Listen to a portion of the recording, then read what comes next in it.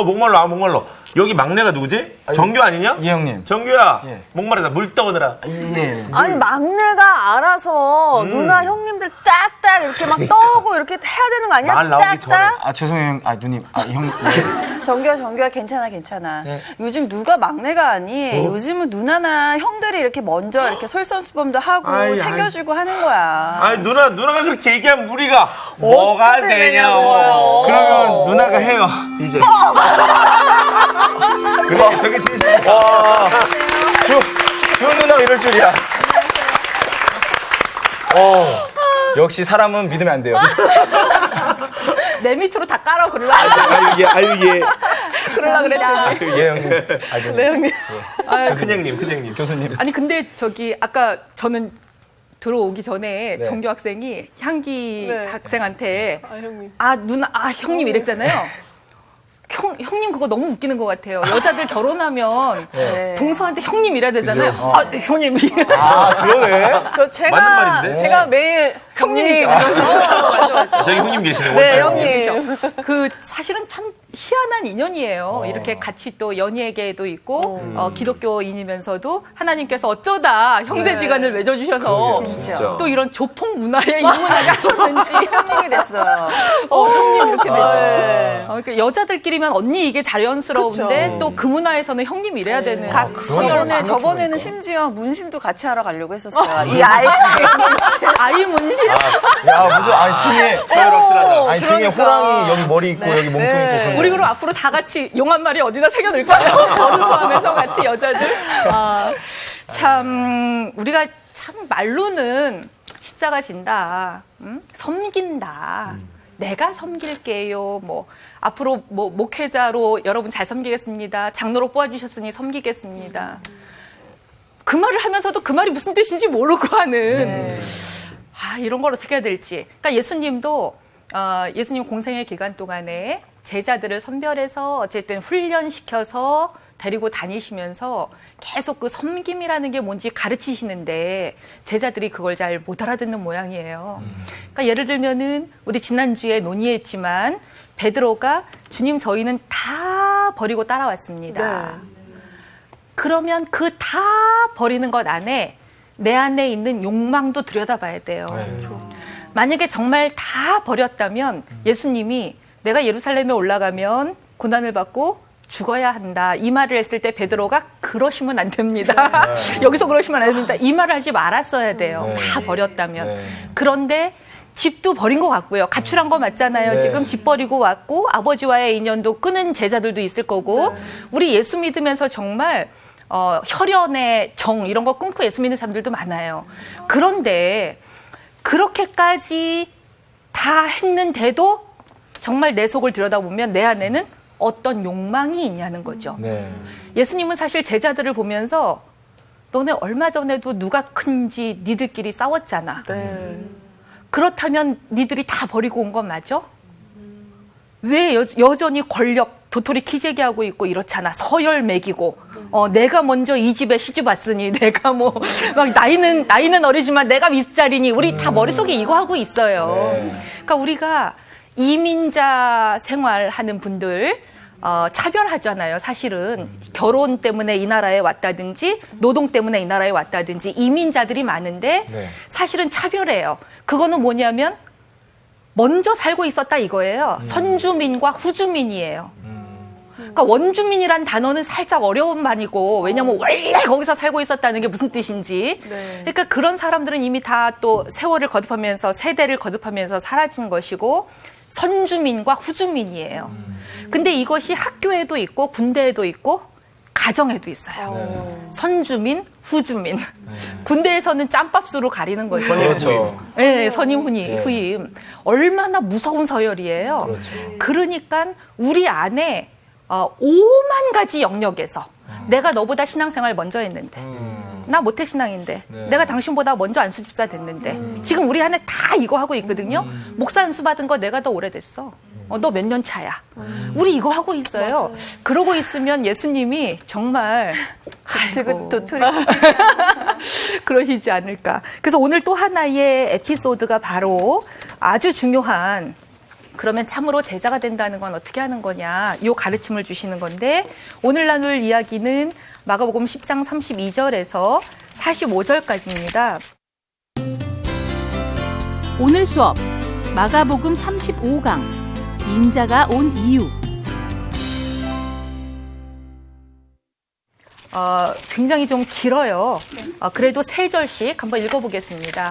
우리 정준 학생부터 32절부터 32절부터 3절씩 읽겠습니다. 네. 45절까지.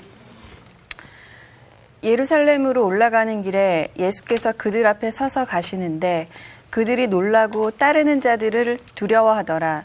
이에 다시 12 제자를 데리시고 자기가 당할 일을 말씀하여 이르시되 보라, 우리가 예루살렘에 올라가노니 인자가 대제사장들과 서기관들에게 넘겨짐에 그들이 죽이기로 결의하고 이방인들에게 넘겨주겠고 그들은 능욕하며 침뱉으며 채찍질하고 죽일 것이나 그는 3일 만에 살아나니라 하시니라. 세베대의 아들 야고보와 요한이 주께 나와 여짜오되 선생님이여 무엇이든지 우리가 구하는 바를 우리에게 하여 주시기를 원하옵나이다. 이르시되 너희에게 무엇을 하여 주기를 원하느냐? 여짜오되 주의 영광 중에서 우리를 하나는 주의 우편에 하나는 좌편에 앉게 하여 주옵소서. 예수께서 이르시되 너희는 너희가 구하는 것을 알지 못하는도다. 내가 마시는 잔을 너희가 마실 수 있으며 내가 받는 세례를 너희가 받을 수 있느냐? 그들이 말하되 할 수 있나이다. 예수께서 이르시되 너희는 내가 마시는 잔을 마시며 내가 받는 세례를 받으려니와 내 좌우편에 앉는 것은 내가 줄 것이 아니라 누구를 위하여 준비되었든지 그들이 얻을 것이니라. 열 제자가 듣고 야고보와 요한에 대하여 화를 내거늘 예수께서 불러다가 이르시되 이방인의 집권자들이 그들을 임의로 주관하고 그 고관들이 그들에게 권세를 부릴 줄을 너희가 알거니와 너희 중에는 그렇지 않을지니 너희 중에 누구든지 크고자 하는 자는 너희를 섬기는 자가 되고. 같이 읽을게요. 너희 중에 누구든지 흠이 되고자 하는 자는 모든 사람의 종이 되어야 하니라. 인자가 온 것은 섬김을 받으려 함이 아니라 도리어 섬기려 하고 자기 목숨을 많은 사람의 대속물로 주려 함이니라. 아멘. 네. 사실 오늘 본문만 잘 이해를 하면 우리가 정말 예수님의 제자로 버타여 잘 살 수 있을 것 같은데요. 오늘 이야기하기 전에 연결되는 것으로 누가복음 15장을 잠깐 볼게요. 누가복음 15장, 이거는 뭐 성경을 읽지 않아도 우리 어릴 때부터 너무 많이 들었던 뭐 잃어버린 은화 드라크마 찾는 이야기, 잃어버린 양 찾는 이야기, 잃어버린 아들 찾는 이야기 이래요.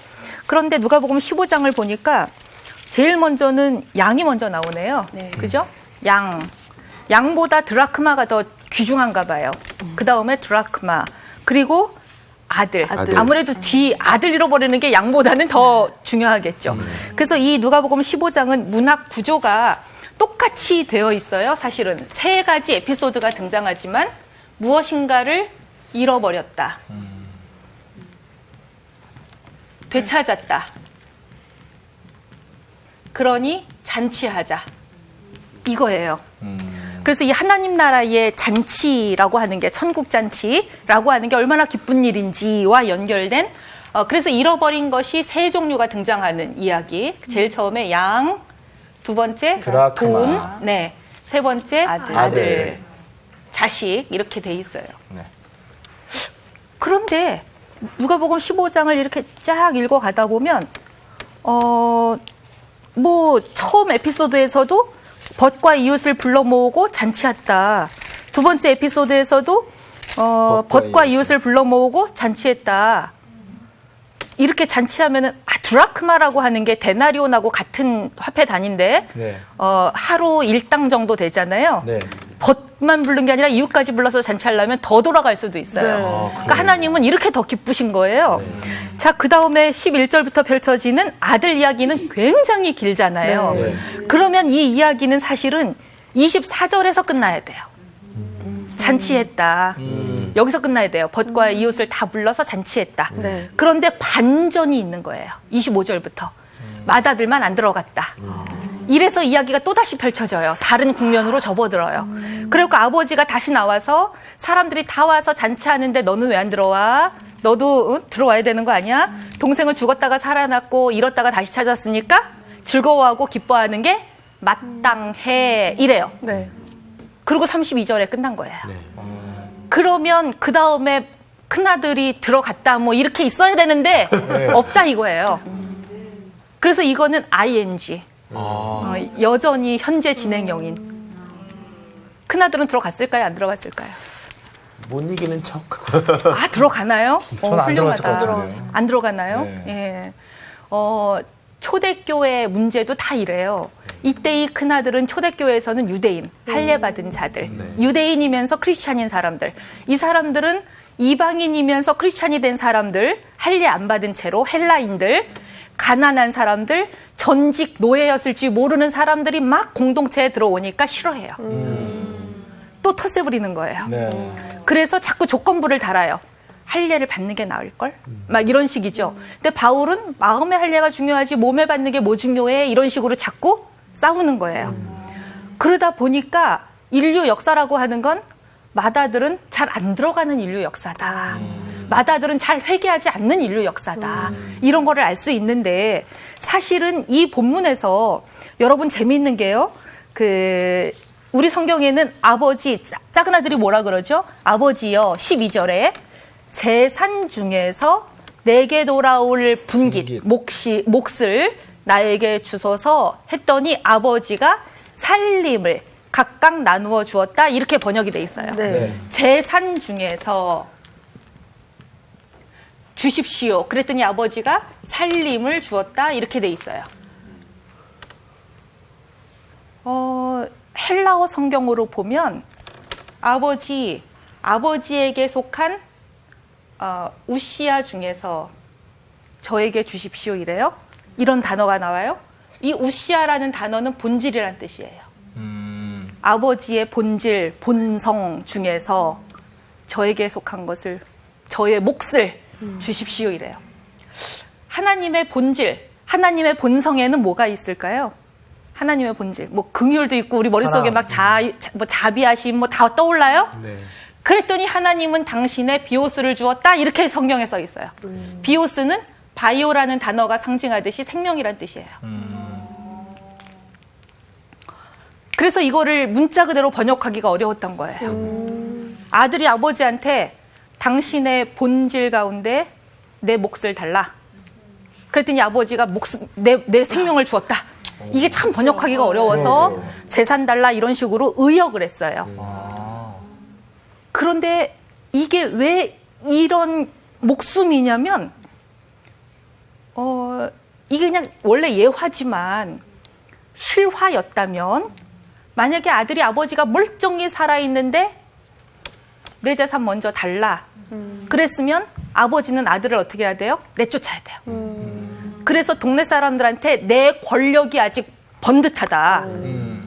과시해야 돼요. 그런데 이 아버지는 아직 두 눈 멀쩡히 뜨고 있는데 아들이 나를 동네에서 바보로 만드는데 조롱거리가 되게 하는데 몫을 잘라서 줬어요. 그러고는 이 아이가 돌아올 때까지 성경에 보면 옛날 성경에는 상거가 아직 멀세 뭐 이렇게 나와요. 그러니까 올래면 아직도 먼데 아버지가 아들의 모습이 점 하나 보이는데도 달려가 내 아들인지 알아봐요. 그러니까 렘브란트가 생각할 때는 그래서 아버지 눈이 짓무른 거예요. 매일 기다린 그 사랑 때문에. 그러면 이 본문에서 가장 먼저 죽은 건 누구냐? 아버지라는 거예요. 구약의 아버지 하나님은 어떤 아버지냐면 이스라엘 민족 말 안 들어? 아우 그러면 인근에 아수르 제국한테 붙일래. 바벨론 제국한테 붙일래. 이것들이 내 율법을 안 지켰어? 오 당장에 그냥 뭐 몇 대가 멸절되도록 우리 왜 사극 보면은 그러잖아요. 뭐 멸문지화를 당하리라. 감히 권력에 도전하다니 이렇게 되는 거예요. 그런데 구약의 아버지가 400년의 침묵을 딛고 신약시대로 접어들더니 이 신약의 아버지 예수님을 통해 경험된 이 아버지는 어떻게 된 게 당신이 먼저 십자가에 달려요. 자녀가 고통당할 때 자녀의 요구가 타당하지 않을 때에도 그 자녀가 스스로 돌아오기를 기다리시고 그 그 자녀가 돌아올 때까지 눈이 짓무르도록, 그래서 렘브란트는 짓무른 눈으로 그렸어요. 그래서 구약의 아버지는 죽었다. 이제 신약의 아버지는 아들 예수가 십자가에 달려서 고통당할 때, 아버지 왜 나를 버립니까? 절규할 때 내가 너와 함께하고 있다 라고 십자가에 먼저 달려 계신 그 하나님, 그것을 렘브란트는 그리고 싶어서 한 손은 구약의 하나님은 남자 손으로, 신약의 하나님은 어머니 손으로 그렇게 표현을 하고 싶었어요. 이야. 대단하다. 그렇다면 우리가 제자들을 통해서 볼 때 예수님이 자꾸만 여러분 저기 웰빙 그런 거 많이 들어보셨죠? 네. 웰빙 열풍이 불고 있습니다. 뭐 그래서 웰빙이라는 건 잘 산다 이거예요. 웰이 잘이잖아요. 잘. 빙 편안한 존재가 되는 거예요. 잘 사는 존재가 되는 거예요.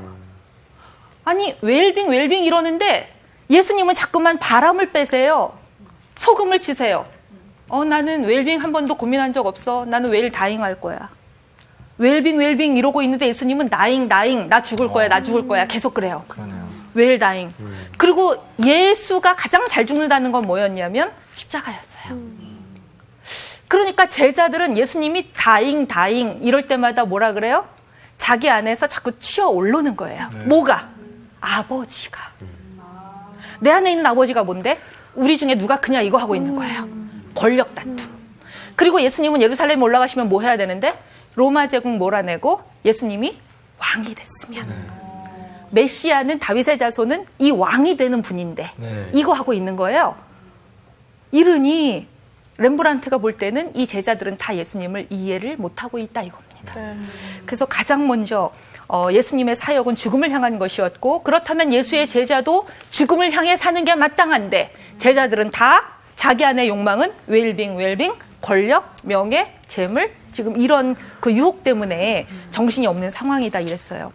마가복음 8장 31절에서 예수님이 첫 번째 죽을 거 예고하셨어요. 그죠? 8장 31절 이하에서. 그래서 베드로가 안 됩니다. 그렇게 했고요. 죽음 따위는 염두에 둔 적이 없습니다. 제가 그러려고 따라온 거 아닙니다. 이렇게 한 거고요.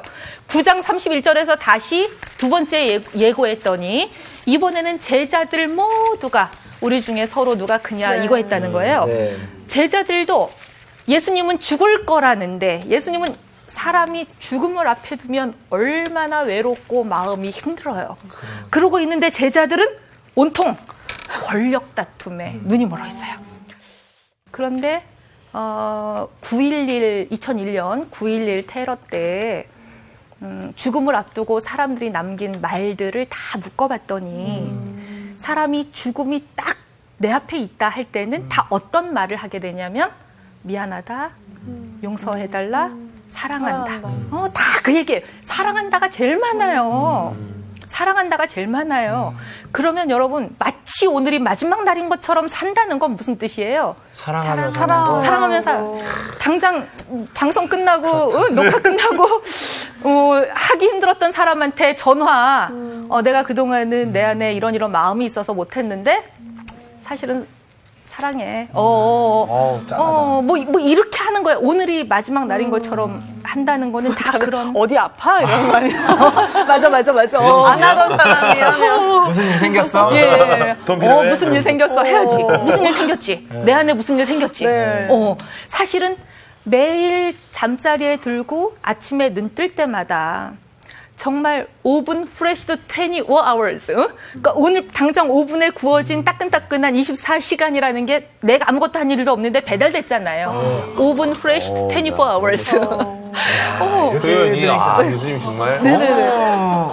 그러니까는, 그러니까 내가 뭐 해서 받은 시간이면 괜찮은데 아무것도 한 거 없는데 받은 날이에요. 진짜. 솔직히 그래. 맞아요. 이 인생의 길이라는 건 내가 뭐 한다고 길어지고 뭐 안 하면 짧아지고 이러면 좋겠는데 조건부가 없어요. 이거야말로 섭리인데 나 아무것도 하지 않고 어제 그냥 잤는데 오늘 또 하나의 날이 주어졌다면 오늘은 정말 마지막 날인 것처럼 산다. 이런다면 우리의 마음이 좀 달라지지 않을까. 그래서 예수님은 항상 관심이 그 죽음을 어떻게 잘 죽을까. 내가 죽고자 하는 혹은 하나님의 뜻이 이런 건데 내 마음의 뜻은 나도 제자들 앞에서 좀 이런 표현 써도 되나? 뽀대나게? 조금 이렇게 좀 어깨에 좀 힘 좀 주고. 그래서 예루살렘이 가까이 올수록 내 안에는 욕망이 하나님 뜻은 이건 것 같은데 그래서 나도 입으로도 시인했지만 내 뜻은 그래도 조금 이 사람들한테 보상도 좀 해주고 싶고 나를 따라다니니까 너희들 어부였는데 이제는 그물질 그만해. 드디어 네 잡을 네 회사를 갖게 될 거야 라든가 이렇게 약속을 해주면 좋겠는데 그럴 수가 없는 거예요. 그러니까 내 뜻은 요런 것도 자꾸만 올라옵니다 하나님. 그런데 내 뜻대로 마옵시고 그냥 알아서 하십시오. 이렇게 나를 다 던져버릴 때에는 예수님은 정말 땀방울이 핏방울이 된다고요. 그 정도로 자기 안에 있는 것들과 싸우게 되는데 제자들이 이제 그 심리 상태를 못 쫓아가고 있는 거죠. 예루살렘이 가까이 왔어요. 예루살렘은 예수님한테 뭐가 되는 거예요? 죽는 장소가 되는 거예요. 무덤입니다. 우리말로는 묘자리라고 불러요. 그러니 예수님 마음이 어때요? 그런데 이제 세 번째 예고를 하셨어요. 그들 앞에 서서 가시는데 제자들이 그 놀라요. 그리고 따르는 여러 다른 사람들은 또 두려워해요. 제자들은 왜 놀라냐면 정말인가 봐. 예루살렘에 세 번째 이렇게 막 예루살렘에서 죽는다고 하시더니 이렇게 중간에 안 빠지는 거 보니까 우리를 환대하던 가버나움 갈릴리 일로 내려가서 사람들 더 규합하고 군대도 좀 더 끌어모으고 정예 부대도 훈련도 시키고 이래서 뭔가 천군 만마가 구름 타고 내려오듯이 능력을 발휘해서 로마 제국 물리치고 이러려면 시간을 벌어야 될 텐데 저분은 뚜벅뚜벅 예루살렘을 향해 가시고 거기가 몇 자리라는데 저분의 뜻은 변함이 없는 것 같고 이러니까 제자들은 당황해요. 그리고 예수님이 정말로 33절, 34절에 마지막으로 예고를 하는 거예요. 그런데 35절에 세베대의 아들 이 야고보와 요한이 선생님 이럴 자격 있나 우리가 기도할 때도? 자 35절에 이거 한번 우리 정교 학생 읽어봐 주시겠어요? 선생님이요. 네. 저 편하게 네네네네. 예수님. 네. 저 우리 저기 좀 필요한 거 있습니다. 네. 이렇게 이야기한 거 같아요. 아 그렇게 필요한 거 있어. 우리가 필요하다고 당신한테 요구하면 다 주셔야 돼요. 지금 이러고 얘기하고 있는 거예요. 다 주셔야 돼요. 이래요. 아니 나는 우리 제자라는 친구들이 와가지고 나한테 만약에 내가 요구하는 거 다 들어주셔야 돼요. 막 이렇게 얘기하면 엘사웃. 네 가지 막 이럴 것 같아. 얼려버려. 아니 이게 말투가 이게 말이 되는 말투냐고요. 그렇죠. 우리가 구하는 것은 무엇이든지 우리한테 필요한 건 무엇이든지 다 주셔야 됩니다. 우리 기도할 때 근데 하나님 사실은 멱살 잡는다고 우리 기도하는 거 다 들어주실 줄 믿습니다. 진짜 남의 모습이 아니에요. 이거 남의 모습이 아니에요. 부끄러워. 아니 그래갖고 예수님이 물어봐요. 그래서 뭘 원하는데 하셨어요? 그랬더니 37절에 여러분 이 영광이란 단어가 되게 중요한 것 같아요. 예수님은 십자가를 이야기했고 고난을 이야기했어요. 근데 제자들은 영광, 영광 중에 우편, 좌편 이 논리가 그대로 나오는 거예요.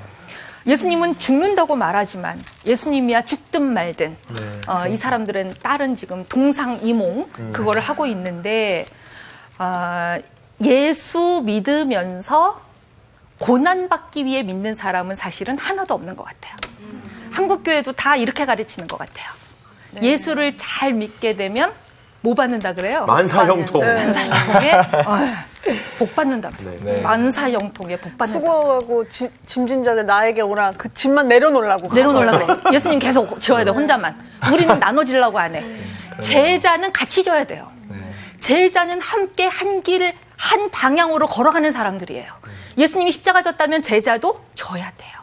예수님이 고난받는다 하셨으면 제자가 된다는 것은 자기 몫의 고난을 받아야 돼요. 다시 말하면 예수를 잘 믿으면 사업을 어떻게 세금을 띄어먹어요. 따박따박 세금 내야 되고요. 무슨 뭐 이중장부 이런 거 어떻게 해요.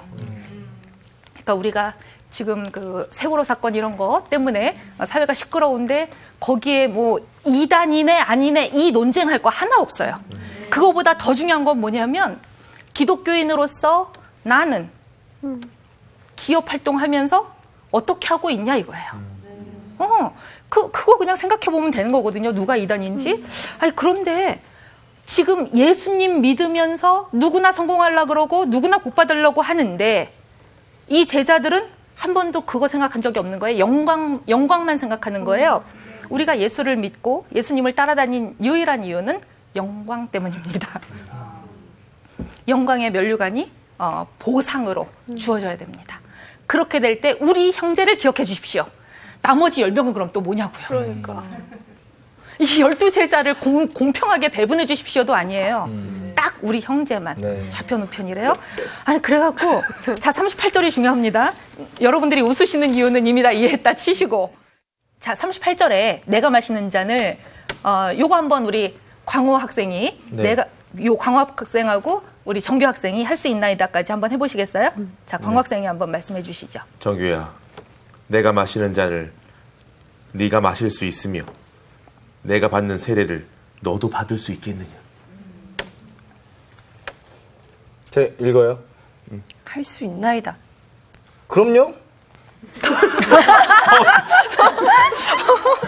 당근이죠? 막 이러겠는데요? 그러니까 예수님은 굉장히 비장하게 말씀하신 거예요. 내가 마시는 잔이라는 말은 고난의 잔이에요. 쓴 잔. 내가 받은 세례라고 하는 거는 죽음이에요. 우리 다 세례받은 기억 있잖아요. 언제 받았는지 누가 물어보면 기억은 잘 안 나지만, 막 친구들 따라 그냥 덩달아 받기도 하고 이랬지만, 세례받는다 하는 건 목사님이 성순지 수돗물인지 생수인지 물 찍은 거 내 머릿속에 잠깐 올려줬다가 아니에요. 세례를 받는다는 건 과거에 나는 다 죽었다는 의식이에요. 그래서 새롭게 깨끗하게 정화된 거여야 해요. 그러니까 예수님이 말씀하시는 건 내가 한 대로 고난과 죽음을 따라 받을 수 있냐 이렇게 얘기했어요. 그랬더니 그럼요. 당연히 하죠. 제자인데요. 했어요. 근데 예수님이 생각하니까 그래도 좀 미심쩍은 거예요. 얘가 잘 모르고 대답하는 것 같아. 그래서 너희는 니들이 구하는 걸 알지 못한다. 앞에도 깔았지만 다시 말씀해 주십니다. 요게 재밌는 거예요. 39절에 그렇게 말했으니 너희는 내가 마시는 잔을 마시고 내가 받는 세례도 받을 수 있을 건데 어쩌면 있을 건데 40절이 중요합니다. 우리 주은 학생 한번 읽어주시겠어요? 40절? 내 좌우편에 앉는 것은 내가 줄 것이 아니라 누구를 위하여 준비되었든지 그들이 얻을 것이니라. 네. 이게 쉬운 말로는 뭐냐면요. 고난을 받겠다고 하니까 그래 받아라. 그런데 보상은 없어. 내가 당신이 말씀하신 대로 고난을 받겠습니다. 십자가를 지라고 하시면 저는 거꾸로라도 지겠습니다. 그렇게 한 다음에는 설마 좌편 우편 주시겠죠? 라는 계산이 여전히 있는데 예수님은 받겠다고 하니까 그럼 받아. 근데 그 뒤는 내 몫이 아니야. 내 소관이 아니야. 그 뒤는 하나님 몫이야. 이렇게 말씀하시는 거예요. 자, 41절이 재밌죠? 열제자는 또 어떻게 돼요? 야고보와 요한을 향해서 자기들끼리 또 뭐야, 이거는 지금 뭐는 야, 임마, 자식아, 너 지금 뭐 하는 거야, 지금? 그럼 열제자는 왜 지금 화를 내는 거예요? 자기들은 다 이해했기 때문에? 아니에요. 아무도 이해 못해요. 아니, 그래서 이 본문을 보면서, 특히나 마가복음 전체를 보면서, 우리가 예수님의 제자를 보면 아주 미안하지만, 마가복음에 나오는 제자는 우리에게 반면교사 역할을 합니다. 반면교사라는 게 뭐죠? 저렇게 살면 안 돼. 그게 반면교사야. 그러니까 샘플, 모델, 모범 이것은 롤 모델. 우린 저렇게 해야지. 우리도 따라가야지. 이래야 되는데 마가복음에 나오는 제자들의 모습은 우리는 제자 뭐 예수 믿고 구원받는다고 이렇게 하면 안 되겠다. 이럴수록 예수님은 더 힘들어지네. 예수님 더 우울해지네. 더 슬퍼지시네. 이렇게 하라는 거예요. 그래서 지금 41절부터 나오는 이 모든 불화, 열제자는 또 왜 니들만 왜 특혜를 받았다고 기득권자야 뭐야 뭐 부모 잘 뒀으면 다야 막 지금 부모 잘 둔 거잖아요. 왜냐면 이 요한과 야고보 나올 땐 항상 세베대 아들 나오니까 아버지가 이름만 대면 다 아는 한 되게 유명한. 그러니까 뭐 부모 잘못 뒀으면 다야. 그럼 세리 출신인 우리는 아무것도 아니란 얘기야. 이제 자기들끼리 막 이러고 있어요. 그러니까 예수님이 야 이방인들도 너네처럼 안 한다 이렇게 하는 거예요. 그러니까 이방인들의 집권자들이 임의라는 거는 동의하지 않아요. 일제가 우리 쳐들어왔을 때 우린 동의한 적 없어요. 이방인의 집권자들이 임의로 쳐들어와서 그 고관들이 너희를 세도 부리고 권력 다툼하는 거랑 너희들 똑같다. 굉장히 야단치신 거예요. 여러분, 너희는 나와 함께 고난을 받을 수 있다고 하니까 고난 받아라. 그러나 내 좌우편에 앉는 건 하나님이 하실 일이다. 우리가 소위 고등 종교라고 하면서 예수를 믿는다고 하면서 우리가 제자의 길을 가겠습니다. 그런데 아무 보상 없어도 괜찮습니다. 병 나도 상관없고요. 뭐 원하는 대학 다 떨어져도 상관없고요. 회사 망해도 좋고요. 살다 보니까 어떻게 뜻이 잘 안 맞아서 이혼하게 됐어요. 아무것도 없이 그래도 괜찮아요. 우리가 이렇게 할 수 있냐고요. 우리는 솔직하게 얘기하면 우리가 듣고 싶은 말씀, 우리가 듣고 싶은 복음이라는 말은 굿뉴스예요. 좋다 나쁘다의 판단이 우리한테 있는 거예요. 굿뉴스. 뉴스는 뉴스인데 굿뉴스가 되려면, 복음이 되려면 무슨 걸 듣고 싶어요, 우리는? 나 믿어봐. 우리 하다못해 결혼할 때도 그렇다고. 나 믿어봐. 지금은 비록 연봉 요거밖에 안 되지만 앞으로 한 몇 년만 참고 견디면 우리 뭐 번듯한 아파트로 전세로 이사도 갈 수 있고 월세에서 출발했지만 내가 너 호강시켜줄게. 요게 공수표라도 요걸 듣고 싶어 한다고.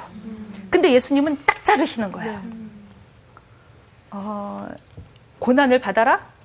받기만 하면 내 좌우편에 앉혀줄게? 제자들은 차라리 이런 말 듣고 싶은데 예수님은 고난을 받아라? 그러나 그 뒤는 난 모른다. 이렇게 말씀하세요. 여러분 재밌는 게 사사기 있잖아요. 사사기 4장쯤에 제가 예전에도 한번 강의를 했었었는데 사사기 4장쯤에 드보라 이야기 나옵니다.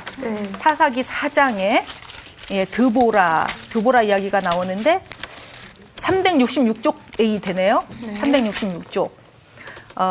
드보라는 여성 사사로 보통의 사사들은 전쟁터에 직접 나가는데 드보라는 여성 사사라 그 전쟁터에 직접 나가진 않고 파트너를 구해요. 나와 함께 협력할 파트너로 바락 장군을 세워서 그를 전쟁에 내보내는 건데 바락 장군이 그럼 내가 전쟁에 나간다면 영광을 좀 받을 수 있는 건가? 이렇게 물어봤을 때 드보라가 뭐라고 대답을 하냐면 9절이에요. 9절. 네가 이번에 가는 길에서는 뭐래요? 영광을 얻지 못하리니. 예, 우리 9절 한번 향기자매가 끝까지 읽어봐 주시겠어요? 9절 시작. 예. 내가 반드시 너와 함께 가리라. 그러나 내가 이번에 가는 길에서는 영광을 얻지 못하리니 이는 여호와께서 시스라를 여인의 손에 파실 것임이라 하고. 네네네. 그리고 드보라가 게데스까지만 바래다 주는 거예요. 이렇게 배웅까지만 하고 내가 함께 가리라 이 말은 배웅만 하고 전쟁은 여기가 나갔어요. 우리는 보통 주저하는 장군이 있으면 막 약속을 해줄 것 같아요. 너 공을 세우면 적장에 목만 따와봐. 내가 하다못해 사사 자리라도 막 이럴 것 같은데 사사로 기름 부어 세우는 것도 하나님이 하시는 거예요. 나는 안 하고 싶지만 그분이 세우는 거예요. 그러니까 지금 드보라는 공수표를 남발하지 않아요. 너 이번에 영광 못 얻어. 시스라 장군 물리치는 건 하나님이 이름 없는 어떤 여자 손에 붙일 거야. 그런데 그냥 전쟁 나가봐. 이래요. 저는 이렇게 말할 수 있는 드보라도 대단하고 그 말을 듣고 나갈 수 있는 바락도 대단하다고 생각해요. 그래서 이 시절이 태평성대예요. 여성이 리더십을 발휘했는데 아주 장기간 사사로 다스리고 그 옆에는 권력에 순종하면서 이 권력에 전쟁도 안 나가는 게 무슨 사사야. 바락이 그런 식으로 드보라를 좀 여성 사사의 지위를 무시한다거나 이랬으면 얼마나 힘들겠어요. 근데 바락은 자기 몫을 정확하게 하고 있어요, 또. 그러니까 이런 아주 남성과 여성이 아주 공동의 파트너십을 누리면서 40년 동안. 그래서 이 5장의 바락과 드보라가 뚜엣으로 노래 부르는 거에 보면 다른 시대에는 뒷길로만 다녀야 돼. 큰 길을 놔두고. 왜? 큰 길에는 항상 도둑들이. 너무 민간 치안이 힘들어요. 근데 이 시대에는 치안이 너무 잘 돼. 그러니까 우린 대로를 막 활보할 수 있는 거야. 약자들이. 이렇게 노래를 하는데요. 여러분은 사랑할 때 우리 결혼하신 두 분 무슨 약속을 받고 결혼들을 하셨나요? 무슨 약속 받으셨어요? 무슨 약속을 받으셨나요? 내가 너 행복하게 해줄게? 그렇죠. 행복하신가요, 그래서? 네, 뭐 평생 사랑해줄게. 지금처럼 뭐 이런 거. 저희 신랑은 그런 얘기 안 해요. 같은 형제인데도 좀 달라요. 성격이 다르네요? 네. 그렇지만 마음속에 그 깊은 사랑을 느끼죠. 정말 좋다. 아름답네요. 그럼 이렇게 말한 나는 뭐야, 또 이런. 근데 또 이런 소리는 또 들으면 또 기분 좋잖아요. 그렇죠. 여자는 네네네. 그러니까 예수님은 이런 소리 들으면 기분 좋을 텐데 제자들이 그 말을 왜 안 하는 거예요? 여러분, 여기서 믿음하고 소망하고 사랑이라는 가치의 특징이 드러나요. 믿음이라는 거는요, 믿을 만한 근거가 있을 때 믿는 건 계산이에요. 그렇죠. 소망이라고 하는 건요, 미래가 전망이 밝을 때 갖게 되면 그건 소망 아니에요. 그렇죠, 그렇죠. 그것도 계산하는 거예요. 네. 미래를 전망하는 거예요. 맞아요. 사랑은요, 사랑할 만한 매력적인 조건들이 가득할 때 사랑하는 건 누구나예요. 그럼. 돈 많은 남자, 뭐 잘생긴 남자, 뭐 어쩌고 저쩌고 하는 거 있잖아요. 맞아요. 예수님은 믿음은 무엇인가 계산된 길을 걸어가는 것이 아니고 나를 사랑한다는 이유 하나로 나와 함께 걷는 것이다. 그 뒤는 나는 모른다. 그 뒤까지 내가 말을 해준다면 그것은 너희들의 사랑, 믿음을 핑계로 빙자하여 내가 당신네들을 조작할 수도 있는 거다. 당신들의 마음을. 근데 나는 그런 거 안 하겠다. 오직 그뿐이다. 당신네들이 하는 헌신의 결과가 아무 보상, 아무 대가로 돌아오지 않더라도 기꺼이 나와 함께 사랑해보자. 그냥 그 말씀 하시는 거예요. 네. 여러분 그렇게 사랑할 수 있냐 이거예요. 우리는 너무 다른 본질의 사랑에 길들여져 있는 거예요. 우리는 다른 사랑에. 그리고 그런 헛된 사랑에. 문화에 그런 문화에 되게 이렇게 뭐라 해야 될까요? 지배당하고 있는. 네, 그리고 네. 일단 네. 뭐 나라에서도 너무 공약을 많이 하는데 그걸 지켜지지 않은 거에 대해서 않으니까. 그냥 또 안 지켰네? 이렇게 네. 너무 당연하게 생각하니까 네. 그게 이제 네. 이 사회에 다 전반적으로 신뢰가 없어. 물들어졌죠, 물들어졌어. 아무것도 기대하지 않고 아무것도 바라지 않고 아무것도 요구하지 않으면서 그냥 사랑하니까 한 길을 배반하지 않고 끝까지 간다. 네. 이거 아무도 못하는 것 같아요. 그쵸. 그거 진짜 그렇죠. 이집트 카이로에서 아주 시골 쪽에 나그 한마디라고 하는 데서 1945년에 어떤 동굴에 있는 항아리에서 아주 많은 두루마리들이 발견이 됐어요. 그래서 이 성경들을 외경으로 많이 부르고 번역이 많이 됐는데 그 중에 하나가 도마복음이라는 게 있어요. 도마복음에 보면 천국은 이런 것이다 하는 비유가 나오는데 너무 놀라운 비유예요. 한 여인이 곡식이 가득 든 항아리를 들고 집을 나섰어요. 근데 항아리 끝에는 구멍이 뚫려 있어요. 아니 그래갖고 길을 걷고서 이렇게 도착지에 딱 도착해 보니까 항아리가 텅 빈 거예요. 천국은 이와 같다 하고 끝나요. 아니 그래서 우리는요, 우리는 사실은 천국의 비유를 뭐라고 생각하고 싶냐면 거꾸로 생각하고 싶은 거예요. 네. 처음에는 빈 항아리로 출발했는데 집에 딱 도착해 보니까 죽을 때가 다 돼 보니까 결산을 해 보니까 가득 찼다. 우리는 그 말을 듣고 싶은데 시작은 미약하였으나 끝은 당대하다. 이거를 듣고 싶은데 그거는 욥의 신앙을 깔아 뭉개기 위한 사탄의 유혹이라는 거 아니에요. 시작은 창대했지만 끝이 미약해도 사랑하니까 불평하지 않는 거예요.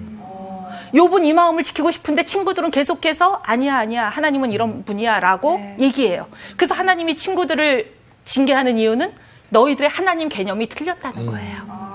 하나님에 대한 믿음도 잘못됐고 하나님에 대한 사랑도 잘못됐대요. 사랑은 아무것도 바라는 바가 없어야 돼요. 무익해야 돼요. 계산해가지고 나한테 유익하니까 사랑한다? 이거는 거래하는 거예요. 심지어 하나님 저 모태신앙인 거 알죠?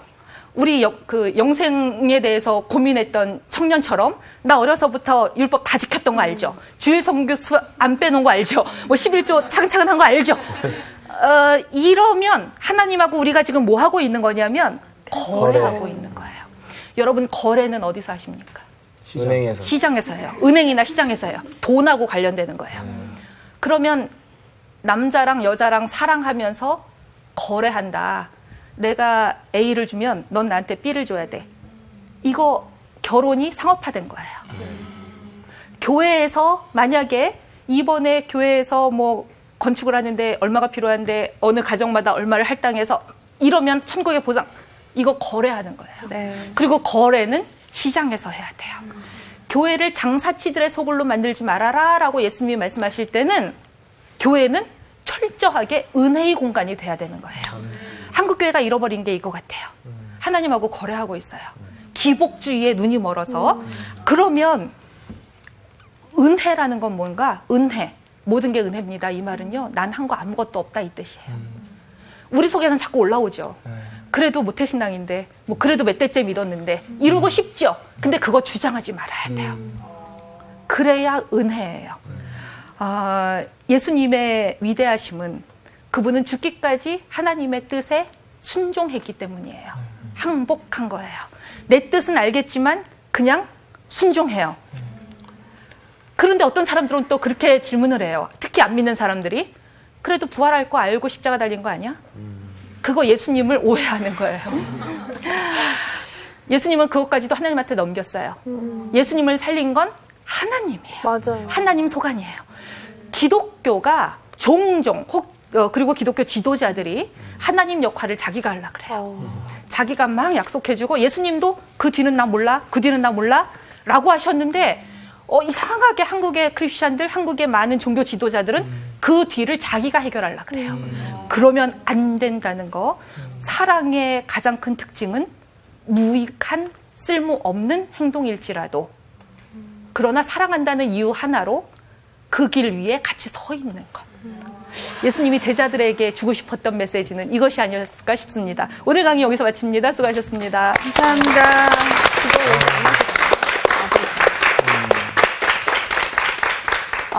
그 찬양이 생각나요. 은혜 아니면 나서지 못하네. 이 찬양. 이렇게 은혜롭게 정리하시네요. 저는 그런 속담 생각나던데 이렇게 사촌이 땅을 사면 배가 아픈 게 우리다. 잘 되고 싶고 뭔가 누구보다 뛰어나지고 싶어서 신앙생활 하게 될 때도 있는 것 같아요. 그렇죠. 근데 정말 그 무익함 속에서 그 변함없이 끝까지 갈 수 있는 그 사랑은 정말 어려운 것 같아요. 그래서 계속 이 마가복음을 계속 하면 이번 주 퀴즈입니다. 부자가 하나님의 나라에 들어가는 것은 이것보다 더 어렵다고 했습니다. 이것은 무엇일까요? 1번 귀신 들린 아이를 고치는 것. 2번 어린아이와 같은 마음을 갖는 것. 3번 낙타가 바늘귀로 나가는 것. 정답을 아시는 분은 CBS 성서학당 홈페이지에 정답을 올려주시거나 우편으로 보내주시면 됩니다. 보내실 곳은 서울특별시 양천구 목동 서로 159의 1번지 CBS 성서학당 담당자 앞입니다. 연락처를 꼭 남겨주세요. 선정되신 분들에게는 대한성서공회에서 성경, 송태근 선생님의 내가 어디 있느냐, 하나님이 꿈꾸는 교회, 김기석 선생님의 오래된 새 길, 신우인 선생님의 땅과 하늘의 갈림길에서, 구미정 선생님의 두 글자로 신학하기 가운데 하나를 드립니다.